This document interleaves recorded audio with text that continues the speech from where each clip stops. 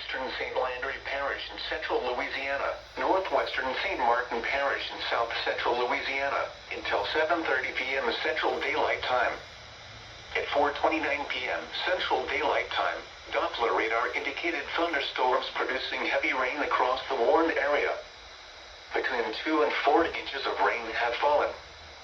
Additional rainfall amounts of 1 to 3 inches are possible in the warned area. Flash flooding is ongoing or expected to begin shortly. Hazard: flash flooding caused by thunderstorms. Source: radar.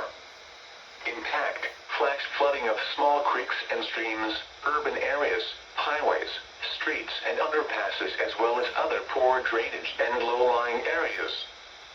Some locations that will experience flash flooding include Breaux Bridge, Arnaudville, Henderson, Cecilia, Atchafalaya Welcome Center and Parks.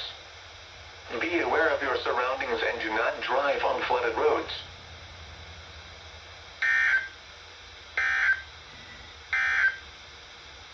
Severe thunderstorms.